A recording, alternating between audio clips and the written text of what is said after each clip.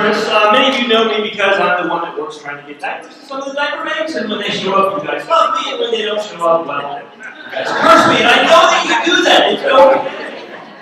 It's really okay. I know that you do that. One of my other things that I do at the network is that I work with disaster relief and helping diaper banks respond to disaster relief, disaster situations that happen around the country. So I've been working with, as a board member on this for quite a few years, but as a staff person for just a couple years. I think one of the things that has changed, and I think you'll all agree in that, when there was a time when the network first got started, when it was like, oh, what an opportunity. There was something tragic that happened somewhere, and there happened to be a diaper bank there.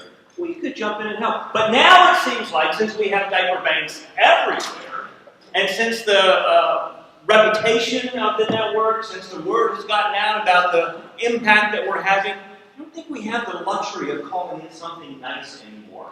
I think we all just need to sort of put it on our resume that when trouble happens in our community, we might as well recognize that that's just what we do. We're going to be called on. So the purpose of this session is to take some of the best ideas, to take some of the things that people have learned, and put it together at some point, put it all together on something that can be downloaded. So that when something is coming to your area, your community, the areas that you serve, you'll have a template of what to do, the best practices. So that's the idea of this. A lot of times in disaster situations, I would get on the phone and I would call one of the diaper bankers up and I'd be like, oh, what are you doing? But with these last couple months, I've just been talking to everybody in the country because it seems like from Houston to Connecticut, we'll talk more about how when something big like that happens in one part of the country, it can impact communities thousands of miles away. So we'll be talking about that a little bit. One of the things that happened in these last couple months is that these phone calls that I made, we began to just trip over each other. We were all calling each other. What we decided to do for this next hour is to take, and believe me, I know so many of you all responded. But we picked 5 of the folks that were sort of in the, oh my goodness, this is for Facebook.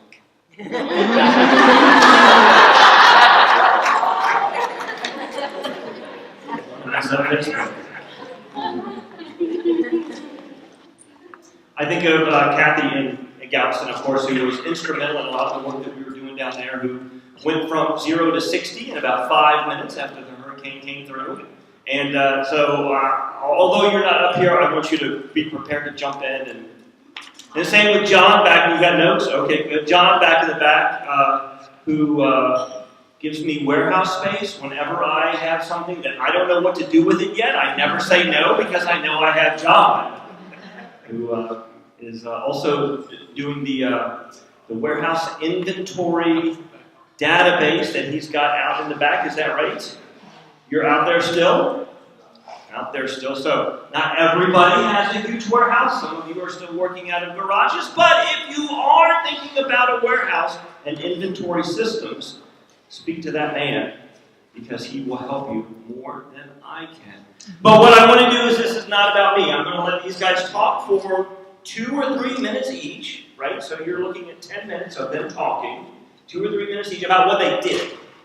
But the bulk of what we talk about today is me running around with a microphone to you, so you can ask questions, and then with all their months and months of experience, right, are going to give you what they've learned. Now, I've told them that to be prepared to answer any questions, and they'll do that. But I want to start with Jorge. You were instrumental in being at the right place at the right time and having everything prepared to be able to really get out in front of the situation and prepare a great response. So I want to let you start, and then I'll just let you introduce and go down to everyone and let everyone speak for 2 or 3 minutes. This is the part about what they did. In a few minutes, we'll talk about what we should all do. So, Jorge, I'll let you start. Sure. We had previously responded to other natural disasters, and so we had responded to several floodings that had occurred throughout Texas, and one flooding that recently had occurred in Houston in which we had provided diapers to those communities. So when we knew that the hurricane was coming, of course we wanted to help. And so we were actually in the process of formalizing a disaster relief program. But I mean, I recall that day very vividly when I decided, and I decided that we were going to do something. I approached our marketing and public relations person. I said, I have an idea. And so let's put out a press release saying that we need help and support because we're going to be providing assistance to the communities that will be affected by this natural disaster. And it all just started with that. I have an idea.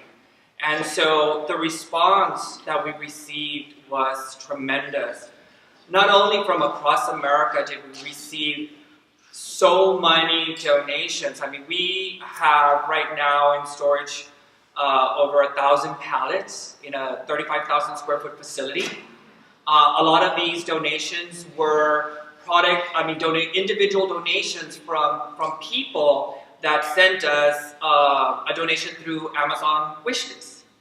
And we will talk about it a little bit more in detail, but what does that mean when you get donations from Amazon wishlist? It was so much that we received. On that first day, we had over 10 semis waiting for us to unload things, everything from United States Postal Service, Federal Express Freight, UPS, and then the little individual Amazon deliveries were all there just waiting. And what do you do?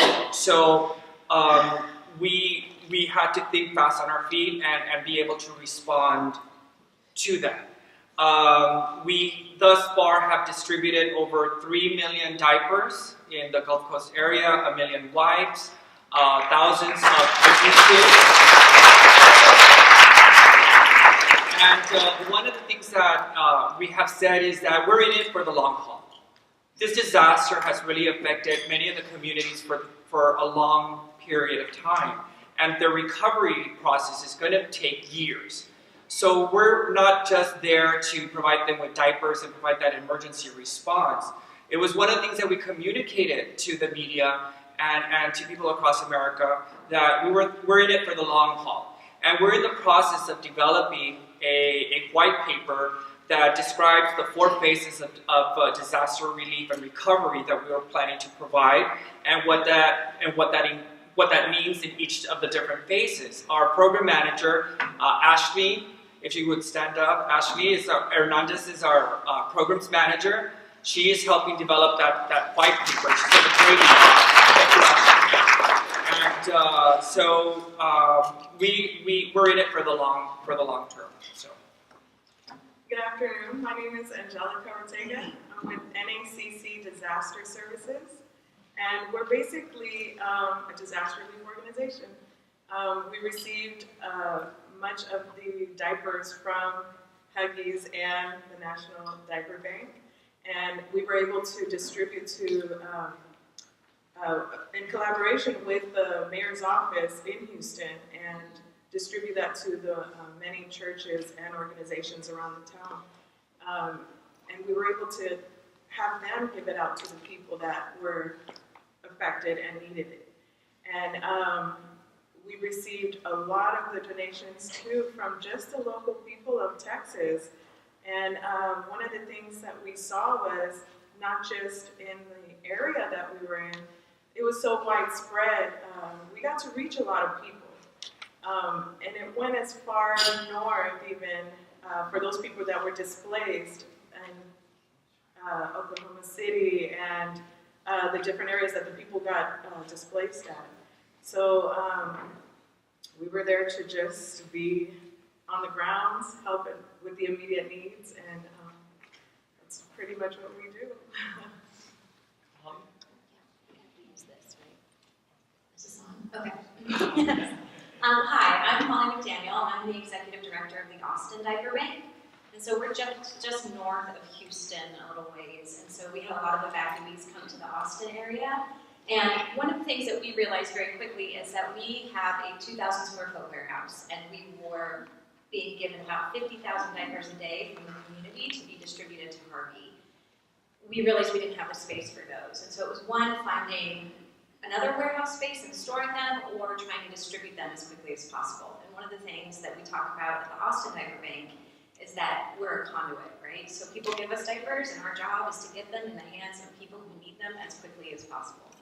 So we called on our community. I reached out to the mayor's office and to our local officials and tried to find the smaller areas that were in need of diapers. Obviously, we worked with the Red Cross a little bit and places like that. But what we found also was that there's churches, there's food banks that were popping up all over the place. And so we discovered that was our best option to get stuff out the door as quickly as possible. Let's see, so the other thing that we did that was really helpful is we expanded. So we, instead of just doing baby diapers and wipes and adult diapers, we also started doing diaper cream and formula, because babies have to eat. So that increased everything as well. We had press releases and did the media and the marketing as well, which helped. So, but in the month of September, we distributed a little over, I think, 1.2 million diapers in that area, and we still also have a warehouse full that we are trying to get rid of, so, which we are in it for the long haul. And then also, one of the big things that we discovered was people wanted to give diapers for the hurricane, but we also have our partners, so we couldn't just ignore them. So with our limited staff and amazing volunteers, we also distributed an additional 100,000 diapers to our partners in September, just to make sure, because that they were covered, they had an influx of people who needed it. So it's really all hands on deck, and just you know, taking it one step at a time, being like, what's the most immediate need and how do we get them there? Hi, I'm Barbara Johnson. I'm president of Hope Supply Company, which is a diaper bank in Dallas, which is just north of Austin and north of Houston. So we just keep going up in the state. But I have to say my experience was very much like Jorge's, with the semi-trucks waiting to unload. The response was overwhelming through both a very generous donation from Huggies, thank you, Huggies, and National Diaper Bank, and also we had an Amazon wish list that kind of went viral. So, and we also became best friends with the Postal Service as well. They spent a lot of time with us as well. So for me, it really hit me by surprise. Honestly, I didn't think that the hurricanes down in the Gulf area would affect us as far as Dallas, but I mean, you were saying even Oklahoma City, so we just all need to know that these things displace people, and they show up in your city. So Dallas had a huge relief effort, and we were really excited to be a part of it. So I've got lots more to say, but we'll have more time to discuss. Thank you. Hello everyone, my name is Homer Gutierrez, and I'm the Senior Program Director at the Treasure Coast Food Bank here in Southeast Florida. So one of the things that the team and I did over the summer was develop a disaster relief plan. How many do you think that the plan went in accordance to what we developed? And that's what we're going to focus my feedback today is on these takeaways. But one of the things that we did is pre-storm get together, and we wanted to engage our service network. Now we partner with over 400 partner agencies in the 4 county service area, so we kind of had that to our advantage up until we made that call, because half of them were closed because of the storm. So needless to say, we, for the month of September, we distributed 20 tractor trailer loads of product that include food, diapers, and other paper products, hundreds of thousands of diapers, and distributed 1 million meals with a volunteer team of over 10,000 hours. So, I mean, I think it was pretty amazing that we were able to accomplish that, and I look forward to sharing more with you all on how we were able to do that. Okay, fantastic. Keep that microphone. You didn't talk about Puerto Rico, which is what I was waiting for you to talk about. You can talk about Puerto Rico. What I'm going to do is I'm going to start on this side if there are questions. I'll sort of start, I don't want to run back and forth, so I'll sort of start from over here and then work my way across. We've got 45 minutes to do that. Jorge, I'll let you keep everything moving up here. Don't let it drag. But the other thing I wanted to say is that there's a lot of things that need to be said, so they might take your question and answer it and then pivot to something else that needs to be said, because we're trying to get all this down. So that, like I said, we can turn it into something useful. So if they change the subject, don't worry about it. They know what they're doing. So I'm going to walk over here. You talk about Puerto Rico. Okay, so being part of the disaster relief organization and all these hurricanes hitting, one thing that's near and dear to our hearts that my husband is part of, he's born and raised there, is Puerto Rico. And we were there originally to help the folks that were displaced from Hurricane, I believe it was Irma. The people of Barbados were displaced in Puerto Rico, and we were there to help them before Maria hit. And then we were being told, Maria's going to hit, and it's going to hit bad. So we put that to a halt, and we were waiting for Maria to pass. And when Maria did pass, everything just destroyed there. Puerto Rico's not the same, and the people are still going through a lot of just cleanup and no light still. Water is horrible right now. You can't drink it, and some people are dying because they're getting sick from the water. And one of the things that we want to establish there is a diaper bank. So we're trying to get contacts and get a warehouse together to establish this. And I think getting everyone's support here would be amazing because we could do a lot there. They're really needing the help. I think that's something that's important to remember. Something to think about is that when something like this happens in your community, it's tragic and there's a lot of response that you need to do, but also think about it in the long term, like what can you establish? How can this grow what you're doing? And so I think that's one of the things you'll hear us go back to, because ideally through all this craziness, we want diaper banks in Puerto Rico, not just a truckload of diapers for Puerto Rico. We want to be able to handle all that. Questions on this side first, and then I'll slowly work my way over. Speak loudly though, so everyone can hear you. I will try. Can everyone hear me? I feel like disasters are something that usually hit without warning. So, and I think you guys have learned a lot in the past few months, unfortunately, but also fortunately for the future. Do you think that you guys, working with the NDBN, can put together some sort of resource on the NDBN website, your top 10 things that you learned that we can do now so that we're prepared the next time a hurricane hits or a disaster hits? So between you guys and people who are dealing with California fires, everyone's learned a lot that we could all know ahead of time. Absolutely. I think that it has to be collaborative if we're going to be effective. And we need to work together so that we can share what we've learned in our experiences, because natural disasters happen in different levels. When we've responded previously to natural disasters, it has been in a very focused level where it was just this one community that had a flood or something to that effect. This was so much bigger, unexpected, and so how are you going to respond, and to what extent are you going to get involved? And that's a decision that you all have to make internally as an agency.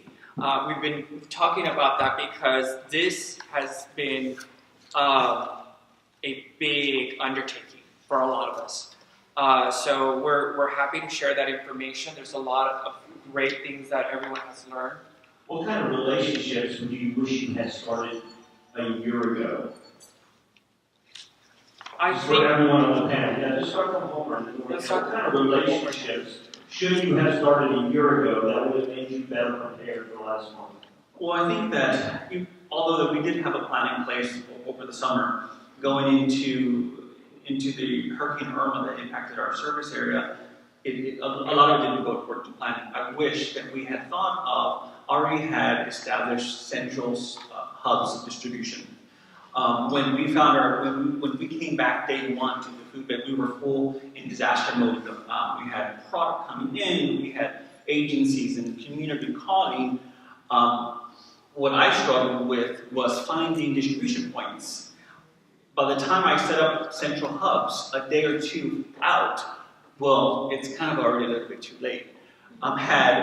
We had found these central distributing points beforehand and had MOUs or agreements with these organizations or this community, whether fairgrounds, because we partner with a lot of fairground facilities, fire stations, then we could have just pulled up on the first hour and began the distributions. So that's one of my major takeaways. Doing over 20 distributions in the month of September in response to the disaster relief that's one of my things that I would have. Just generally across the board, not just relationships, partnerships. I would say that what we need to do, and probably everyone needs to have some sort of backup warehouse space that you're not paying for all year, because we all have budgets, but that you can go to when you need to, because we needed to say yes to all the distributions, but we were having a real hard time fitting it all into our warehouse. So we now have a friend, a board member's friend has a warehouse, and so we're going to be able to use that when we need it. Another thing I'm going to do is budget for part-time, staff for disaster relief. I mean, maybe we'll never use it, but just budget. I'd have to figure out how much, but just to budget a little bit. And then also the third thing would be to have a team of volunteers that's available for disaster stuff, disaster relief that I could call on in a situation like that. Because we've got great volunteers throughout the year, but getting them there as quickly as we needed them to was not something I had in place. So. I would say probably that what I wish I had done prior was to build those relationships with city officials. So once I contacted the mayor's office, our life changed dramatically. It got so much easier. It was almost like touching a button and watching things happen. It was amazing. And so, but I had to build that relationship on the fly. Granted, there was a catastrophe happening, so they were very helpful. But had I known who to contact immediately in the mayor's office or in our city council's offices and those things, it would have gone a lot smoother. It put us 3 or 4 days behind, and 3 or 4 days in a situation like that is really dramatic. So I would start that now. Reach out to them. Introduce yourself as the diaper bank in your area, and then whenever they need something, or just start building that relationship. So that would be the biggest one for us. Okay, I'm going to interrupt it so we can keep moving on. Torian, question for you. Was involved. I don't know why you're not sitting over there on the cool side of the room, over there where we were. But tell a little bit about what you did. Take a minute to talk about what you did, and then jump into your question.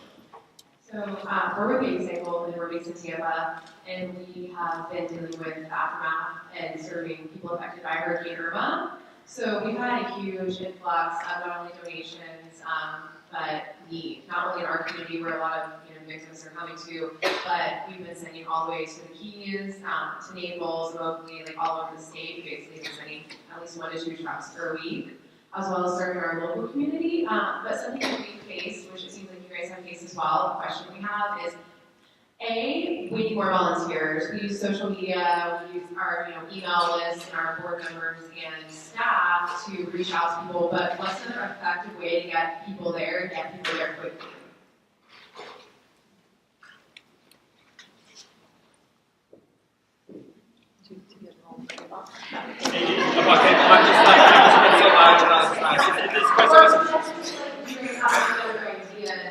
How to get more volunteers and keep them. We still have the need, we still need volunteers every single day, but we're not getting them every single day.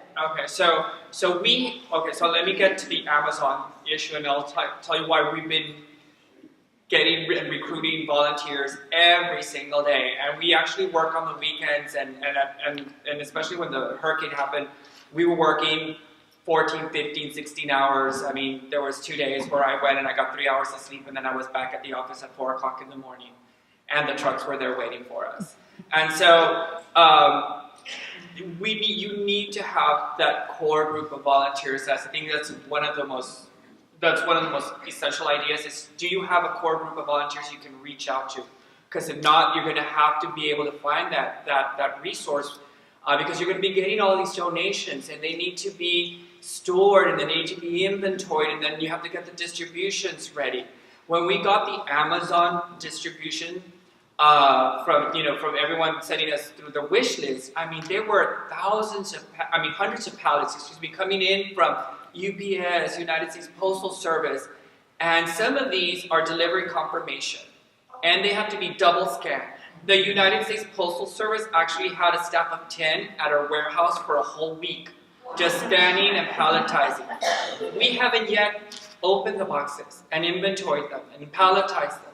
On the weekends, we usually have anything between 50 to 100 volunteers, and then during the week, we have everything from 10 to 50 volunteers coming. there was the second Saturday, we had 200 volunteers show up. So you're going to have to find that also that balance, because you can have, you need volunteers, but then you can have too many volunteers. So finding that balance is important. Any other thoughts on the volunteer activation? Well, actually, what we did is part of our disaster plan, another takeaway, now I've incorporated this now into our partner agency agreements across the board for all of our programs.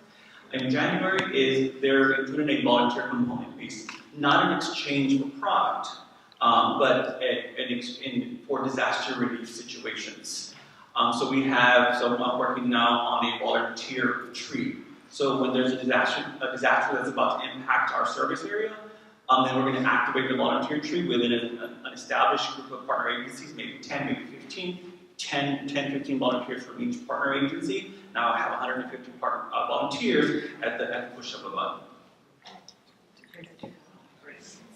Okay, Lauren has a question. Hi, I'm with the Junior League of Charleston, and we're actually sitting at a table with the Junior League of Baton Rouge and the Junior League of New Orleans. Fortunately, 3 junior leagues that are very prone to these disasters. Of course, when the forecast was first put out for Irma, it looked like it was coming towards us. So it's great to hear you guys talk about coming up with a plan, because we definitely need to put one in place. But what could we expect? Like, what were the most unexpected things that you experienced after these storms hit? Obviously, these Amazon donations were overwhelming. But what were those other items that you never would have thought about that occurred for your diaper banks? Cleaning supplies. That's what they were asking for, cleaning supplies now in Houston, and that's not something we normally distribute, but we started asking for that. I mean, I just have to say, for us, it has affected us in every area of our operations. And I think that someone had talked about you have to be able to keep your regular operations going. So one of the first questions is that, do you have the resources to automatically be able to hire temps? You're going to need temps. We hired 12 temps within that first week. So you need to be able to have that resource. And even then it wasn't enough, because it affected us in every way. There were donations coming in through the mail, tons of checks coming in through the mail. Someone has to sit there and be able to do the deposits and enter that data into your QuickBooks or accounting system. Emails, phone calls. Oh my gosh. I mean, we just could not keep up. I had 13,000 emails, that I had to get to. So if I didn't respond to you, I'm sorry. right now. And in addition to the emails, you had the media on the other side. They wanted interviews. I did the NPR interview at 9:30 at night, because that was the only time that I had to be able to do that. So, yeah, but I know these guys have some unexpected stuff that happened to them. So, well, I would say the Austin Diaper Bank probably unexpectedly was the amount of people actually coming to the diaper bank, not necessarily volunteering, but diaper drives popped up in neighborhoods. And, I just drove around my neighborhood and asked people for diapers, and here's my van full of diapers. I was like, that's amazing, but it's 8:30 on Friday night, I'm tired. But you can't say no, right? So trying to staff, which unfortunately we're not in the same position as the Texas Diaper Bank. I don't have a budget to hire people. We didn't. This is us. This is it. This is what we're going to do.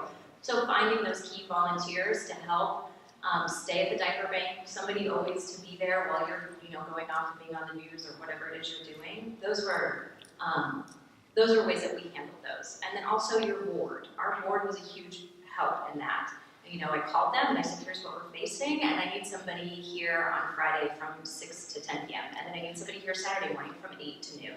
And I'll be here too, but I need you to bring your neighbors and your friends, and people will help. When something bad happens, they want to help, they want to do something, so it's a great opportunity. But yeah, there's phone calls, all that stuff, but people are just coming to you. They want to actually, it's like when people line up to donate blood.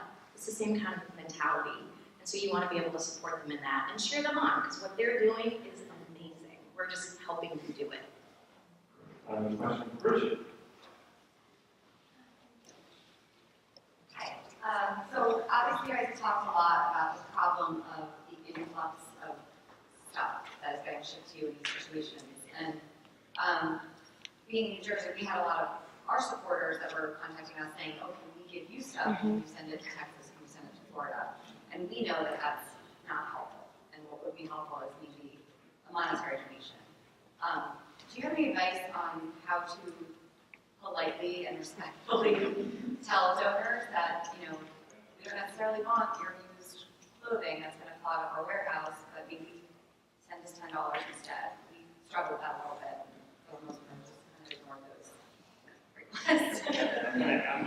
I'm gonna add to that question. I'm gonna make this a two-parter. One, I mean, obviously, everyone knows that money is more usable than product, right? We all know that. So how do you manage people, which I think is your question, how do you manage people that want to donate product? So I'll leave that as question one. But question number two, I want to tag onto that and ask, as a network, what should our response be to help you or the next group of people like you? So two questions. Regular people and us special people in the room. Well, we really liked getting support from other diaper banks. Well, I mean, I think there's one aspect of all this that's kind of the heartwarming part of it and feeling like we're all working together. So we really enjoyed that. So thank you, diaper banks that supported us with items. As far as the Amazon wish list, which got to, you know, again, Jorge sort of painted the picture. We had the same thing happening to us.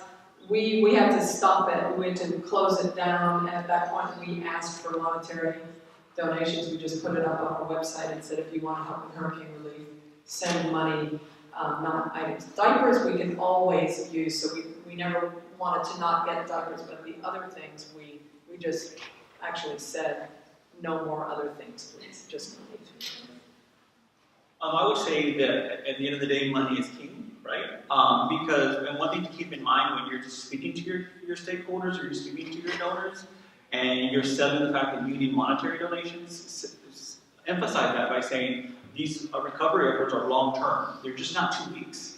They're long-term. This could be months and months and months and months on the road. So let's be a part of the long-term recovery efforts and make a monetary donation. So from our perspective, it's definitely you need to make a list of these are the products that we will take. And then we definitely encourage you to make a monetary donation because we can maximize your donation and be able to impact more families and individuals. And I think that if you outline from the get-go for your program, you will help streamline that, and so that way you're not overwhelmed with, you know, like we got a box of bathing suits. It was a flood. Bathing suits. So you know you can receive those anomalies. So I would like to respond to the question about how you politely ask for money. So I am an executive director, but have been a development director for over 15 years. Ask for money. Ask them, and let the donor decide what they want to do. And, you know, be kind and support and say, hey, you know, this really helps our mission. This is what we're here to do. And your donation of a cash donation will help us the most. And then let them decide. So don't feel like you're treading water. Don't feel like you're imposing. Donors want to help. And so maybe you'll get a box of diapers. Maybe you'll get a box of diapers and a check. Or maybe you'll get a check. You know, but don't feel bad. Don't ever feel like you're doing something wrong when you're asking somebody to support your mission. Like, you have to ask. And then ask for everybody who helped. One of the things that we loved at the Austin Diaper Bank, as for other diaper banks that helped us, people who called and said, hey, we have 25,000 diapers we want to send you. I loved it when they said, do you want them now or do you want them later? That was really helpful because I didn't want them right now. Like, I'm full and I need some space, but now they're all coming in because we're still providing diapers to the coast. And so as long as we're all willing to help each other out based on what that organization needs most, and I think you continue to do that. You'll do the right thing, but be willing to hear no, not right now, and don't get your feelings hurt about it. Like, that's not what it's about. But ask for money, guys. Do it. Hey, Angela, I know you do a lot of work in Puerto Rico and the Caribbean. I'm over here. So talk to us about how, like, when overseas stuff like that happens, because most of the time, I think in our collective memory. Most of the time we work and think about disasters happening overseas. So since you were sort of critical in our as a network's response to the Caribbean, talk about the product donations, and we always know crazy stuff comes through, but how do you talk to your donors and your partners about those kind of product donations versus cash donations? Well, for overseas especially, it's very hard. We talk to many of our partners, and those people help us to find ways on shipping the stuff to overseas lands. So asking for the monetary donations is, we just have to ask. We got to see who can help in that aspect. And the word gets out. And one of the major things that happened with us is that, baseball teams get involved, and which is nice because they're able to say, well, I know this person and I know that person, and strategically we collaborated with the Astros Foundation, and they were able to supply planes to go to Puerto Rico. And we were able to receive the donation from Huggies, and we sent that product over there. So, money is really key because it takes a lot of money to get these planes fueled, pilots, and get that help over there. So that's one part. Yeah, that's cool. I want to, and at some point we will have enough time to decide. I'm working my way across, but I want to make sure that we talk again about the role that diaper banks play around the country in supporting our brother and sister diaper banks that are going through a difficult time in their communities. I want to come back to that. Run. I was wondering if any of you had experience working with your local military bases where they have been helped on your own. I went over to a recreation center that was set up as a Red Cross refugee center, where they have all that set up and everything. And I went over to their shelter, and I went over there and just talked to the person in charge there from the Red Cross and gave her my business card and just told her that we're down the street and that we can provide diapers and other critical items. Well, unfortunately, she photocopied my business card and started giving it to individuals, and that are coming up from Houston. So we ended up getting a lot of individual people showing up at my warehouse. But anyway, we got our wish list, the Amazon wish list from the Red Cross. We looked to them for what they were collecting, and that's how we told people what we needed. I would just like to say that, John was really instrumental for us at a national level helping us. And I know we rely on a lot of military families and groups like that because they're everywhere. So at some point, would really recommend you speak to John about things like that because I think it's going to be different in every community. And I think that there's, at least in my experience, and you can tap on this or speak with people, but I think that there's an opportunity there to engage folks in those times. John, I looked at our contact at the national level for that. Corinne has a question. Corinne always has a question. Corinne Cannon from the Diaper Bank. We have recently started relationships with the DC Homeland Security. And I'm wondering if you all had any of they approached us, we were kind of surprised. If you all had any of those relationships, or if there are other state level or county level folks that you would, having gone through that, you would recommend diaper banks start relationships with or reach out to, could kind of know what that structure is? Or did that structure even come into play when things actually happened? I think that as you look at international aid organizations, they are very organized in the way that they deliver services, and so we are looking to create a plan that would allow us to be more efficient and more effective as we roll out disaster relief if should another one occur. I think that Holly pointed out to something that was so vital is learning how your community operates, or what is their plan for disaster relief. Every community is different, and some of them will create a barrier for you. For example, you cannot, there's only one point of distribution to the Red Cross shelters or to any of the other shelters. And so every donation has to be filtered through that one agency. But they're not the only ones providing assistance. So you have to find out how that works in your community. And one of the things that we didn't do, which international aid organizations do, is apply for Fema money. So if you know that Fema money is going to be available, you have to have your consultant ready to go and start that process for you, because it's those that have a plan and are ready to apply for Fema money that are going to get the funding. All right. We've got 15 minutes left, so I'm going to be stepping on people's toes. How are we doing on the list of covering things we want to cover? Are we getting through it?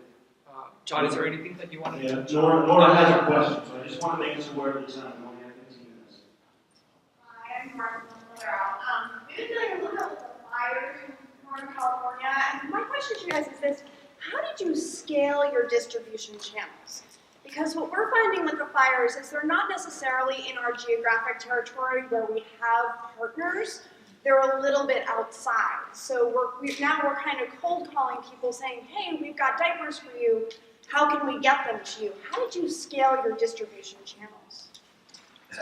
I'm gonna think my response is if I were just a diaper bank and not a food bank. So as a food banker, with the disaster relief, I was in charge of distributing all of our product, not only diapers and wipes and so things of those sort, but also food.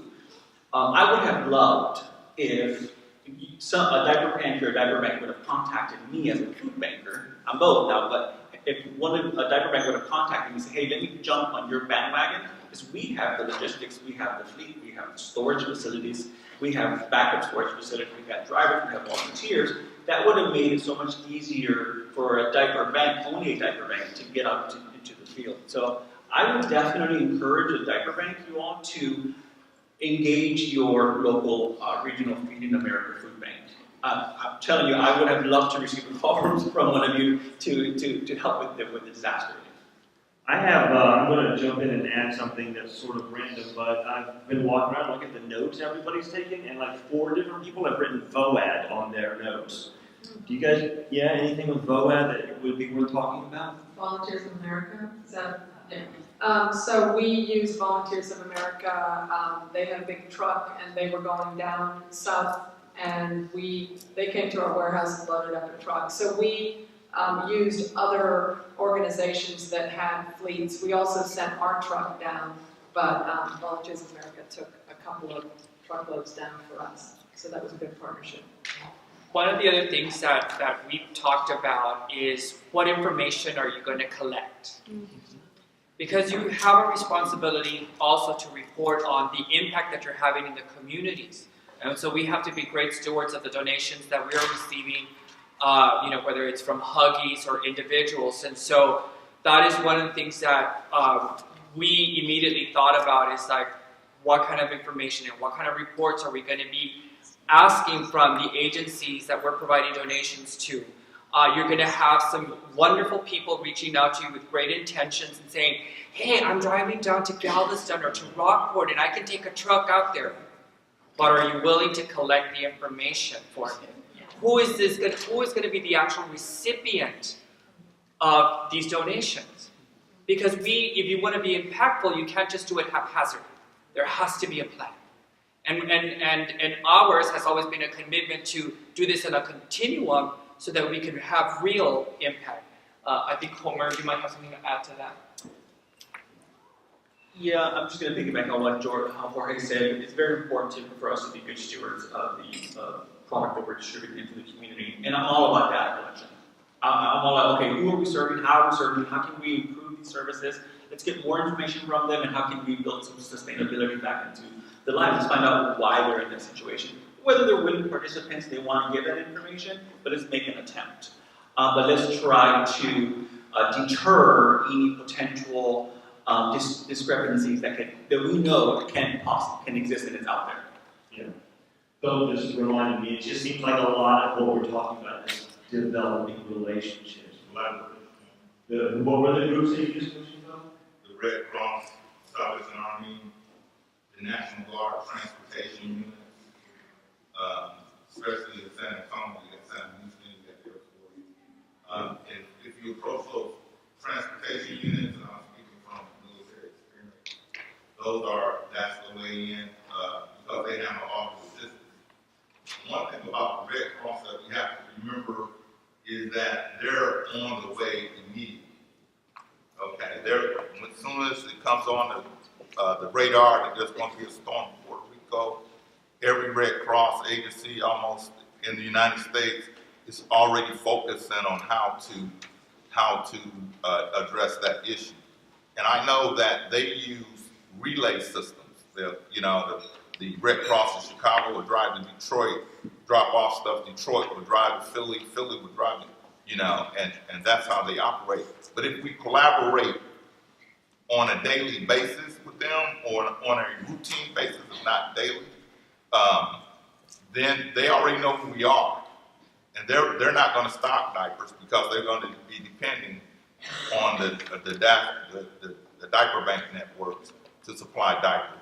Yeah, I think that's well said. It's really well said. Develop those relationships. Angelica? The VOAD that you're talking about is voluntary organizations active in disasters. So that's something you want to look up. And they have a national VOAD. And you can be part of their conference calls, you can be part of their network, because they include the Red Cross, the Salvation Army, your local government agencies, and that's very important to be a part of. And you can know what every agency is doing during that disaster, because you will be informed. Kathleen, I'm going to let everybody else jump in. But I want to talk about Galveston. You guys are very involved in Galveston, helping out down there. So anything that, from a responder's perspective, that maybe they haven't touched on, anything else that you can think of that might be worth bringing up? Galveston is not a stranger to natural disasters, obviously. But we were in a unique position to be able to help coordinate efforts. We don't have a warehouse, we're not a big diaper bank, but we would get the phone calls, we knew where the relief sites were, we knew where the shelters were, and it was a matter of just trying to coordinate with them as best we could. One good thing that came of this was that every time that, I would visit the different centers and the shelters, and then within a couple of days, I would call again and just call this time and say, how are y'all doing? Do you need anything? And they say, oh no, a truckload showed up yesterday. And I know that's because of some of you up there. And we thank you we thank you so much, because your efforts on the ground were such a success for our efforts in the community. Of course, Chris, everybody in the National Diaper Bank Network, and all of you have done so much to raise awareness that my job was really pretty easy. Because again, I would call these places and say, oh no, a church up in Fort Worth just sent us a truckload. So I think the job isn't done, obviously, but I think we've really made the effort to get to raise the awareness of diaper need. So, and I think being in the small community that we're in, again, logistics are so key. And one thing I do want to do after the dust settles is to make sure that we develop a relationship with anybody that's got a warehouse. Galveston's full of cotton warehouses. They're not climate controlled. They've got rats running around. So we've got to work on that in our greater Galveston community. But our surrounding communities up the north of us were inundated. And it was scary. We had this 9 years ago. But for us to drive through the neighborhoods and see everybody's belongings on their front lawns, brought back such awful memories. But we also got donations from all over the U.S., and thanks to many of you, like Megan at Sweet Cheeks in Cincinnati, sending us diaper loads. Inventory control is just out the window for us. Forget it. I'm a control freak. I've been told that like it's a bad thing. But inventory control is very important to me. Now, on your level, when you've got a warehouse and hopefully volunteers, I can understand that. But my quick story was that our first big donation came from Megan at Sweet Cheeks. They sent a big shipment of Jet.com. The closest loading dock warehouse that we had, they opened up an old Kroger store in League City, about 30 minutes away from us. So we knew that Jet.com was, the shipment was coming. We wanted to get there in time just to do a photo op, so we could send a picture to Megan and say thank you so much. It was a huge distribution center, and by the time we got there, those diapers were gone. There was one box unopened, so we grabbed that box and some empty boxes of the Cuties diapers just to have a photo op. All that y'all have been doing is just tremendous, and it means so much to those of us in the smaller communities that don't have the warehouse facilities like you do. So In thank regards you. to photo ops, is one of the things that we also were overall, and we were all talking about it, because it starts off with companies and organizations. Hey, would you take a photo when the delivery gets there? And we have truckloads and truckloads. You're like, and your inventory is somewhere else, and you're like, I don't even know where your donation even is. So we started immediately reacting and saying, no, can you take a photo before you send it? And we'll put it on social media. So just another big You know, I think one of the things, we're almost out of time. I'm sticking over time, so we're almost done. But I want to say that, you know, we talked a lot about building relationships with outside organizations, building relationships with other diaper banks. Because there were a lot of times when I was trying to coordinate with people and things were changing so quickly on the ground that I was really relying and assuming that there was communication happening between the diaper banks. So that's something that should also be done well in advance. I want to take 1 minute, again, we're almost out of time. I see you, I want to talk to you, so you've got 1 minute, so edit. But I also want to talk about the work that Huggies did, because they were instrumental in making all of this happen.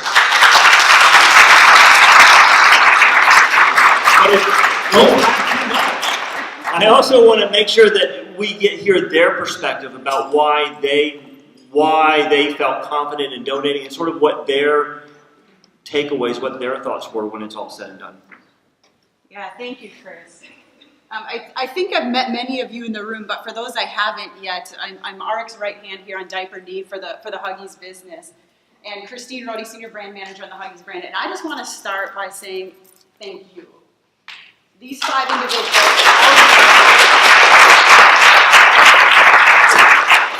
You know, it was interesting, and I'll share a little bit of my perspective, but I got an email from Chris and Joanne, and Arik and I both did, and it was the Friday before the storms were expected to hit.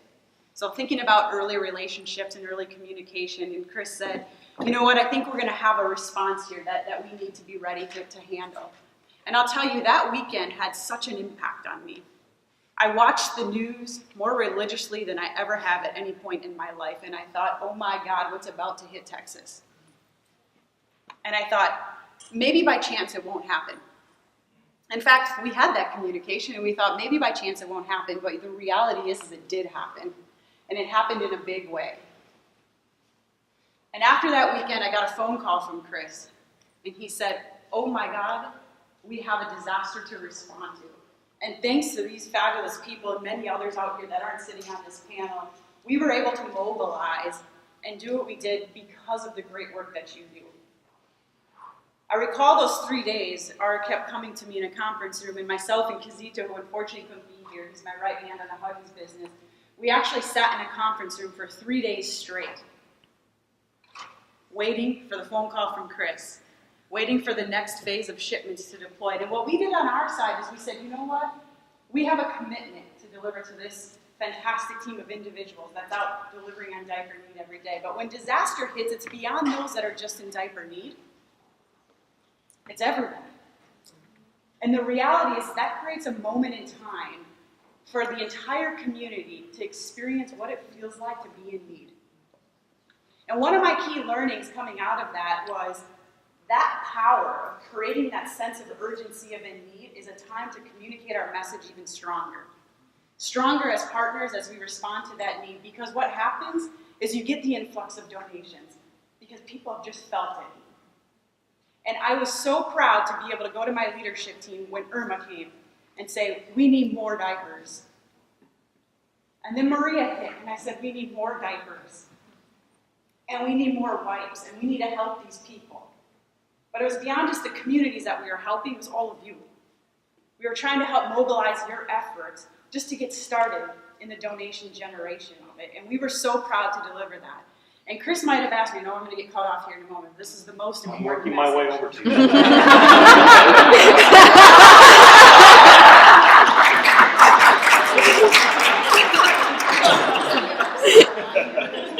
The most important message here is, as I kept coming back with more asks, was because we had this partnership. And Chris and I were talking day over day, week over week, month over month now at this point. And I never had to respond to the question of why. Why is our donation going to the National Diaper Bank Network versus the Red Cross? And the reason for that is because of the confidence that we have in all of you. The confidence that we have in these individuals, that we were able to respond to those in need immediately. We knew that our donation was going to those who needed it the most. And in fact, when our foundation called me, our Kimberly-Clark Foundation, and said, how did you get the Kimberly-Clark trucks there so fast and get product delivered to those in need? I said, it's because of all of you. It's because of the NDBN and the network that you guys have as members. And I just want to personally stand here and say thank you. I know that you're thanking us a lot today, but the reality is we do what we do because we believe in what you do. So thank you, thank you, thank you. And now. More questions. You got 1 minute? You got 1 minute. Anything on the list that we were supposed to talk about and didn't? I think we talked about the takeaways throughout the entire presentation. So we covered everything. What's your name? Jill. Jill. Thank you. I know you, Jill. I'm Jill from Cradles to Crayons. I know you. I know you too. And my question really comes into play here is, our locations are Boston, Philadelphia, Chicago. The likelihood that we're going to meet a natural disaster in the same degree in which you guys have had the exposure to is probably pretty slim. And so what is the role for an organization like ours that have partners coming to us wanting to help and support the effort, but also recognizing that this group of folks is incredibly overwhelmed? So what role can we play in either holding back donations or being a storage facility, whether that's in a different part of the country or what that looks like? But we know we have kind of expertise and want to be supportive of folks as they experience these moments in time, because we also know it's an arc, right? There's the disaster, but there's a lot of relief that comes into play too, and it doesn't end. And so just want to put that out for the group. So one of the things that we talked about as a committee, as a group, was that there. We just started a committee. Yeah. We talked about it. So was actually that we would love to see a committee developed for the National Diaper Bank Network to talk about disaster relief and to develop these plans and how do we engage other diaper banks that are not necessarily being affected by a natural disaster. And so we would love to start a dialogue about that so we can then know how to tell you how to get involved. Well, disasters are going to be long-term.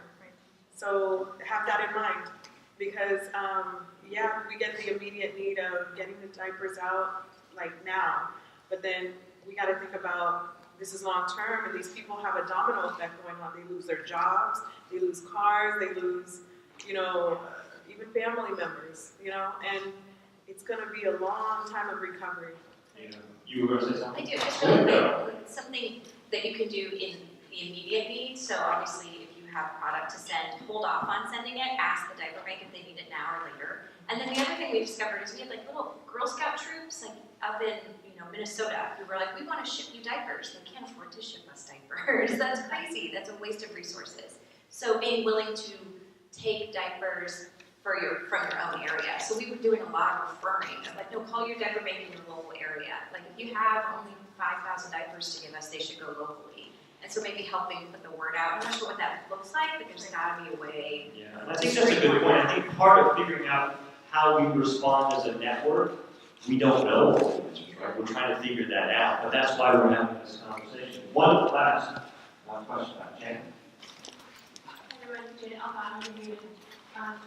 One thing that we were faced with, which we didn't expect in the wake of these disasters, was an influx of folks that had left the hurricane area from Puerto Rico. We have a very high population of Puerto Rico folks. So we're actually having to respond to some need that we weren't anticipating and we weren't prepping for. So it's just something for us to keep in mind that you might have to respond to something that you really aren't anticipating because it doesn't affect your immediate area, but there can be some circumstances that get to you. So. Perfect. Yeah, that's a really good thought. I think the takeaway from all this, all the things that we talked about, is that disasters are becoming more frequent. It's going to happen again. It will affect the network again, for sure, and it will probably impact your work. So be ready, be prepared. As a network, you know that we've been talking to our corporate partners. We've been writing grant proposals. We've been collecting funds. Why are we collecting funds when they're doing the work? I'll tell you why. Because what we want to do is we want to make the network better, right? We want to give, when Susan talks about the Funds for Change program and the grants that we give to the diaper banks this year, what they're talking about, getting ourselves ready, we want to be able to help you do that. We want to be able to bring the toolkits together. What we look at, what we do is more than just sending the diapers. Sending diapers is what we do on day 1. On day 365, we want to be granting money. We want to be helping you build your infrastructure. So that's sort of what we look at as our role. I believe you know everyone up here, if not memorize their faces so that you can grab them afterwards and get their email address and find them, stalk them, figure out how you can help them. And what else? You said you were going to slip me a note with stuff to say. I never got a sweet note from you. I'm caught up in a moment, but I have one announcement, which is that. You want the mic? Here. Yeah. Later on this afternoon, we have a Funds for Change session. There's an error in the program that says it's about fund event planning, but it's actually about how to prepare and assemble and submit a Funds for Change grant. So I just wanted to make sure if you're new to grant writing, go to that session. Okay. Last word. Wait, no, not yet. Last words. Any last? Thank you. Thank you. Thank you for all the support. We appreciate it. Thank you. Let's give them a round of applause. Thank you all.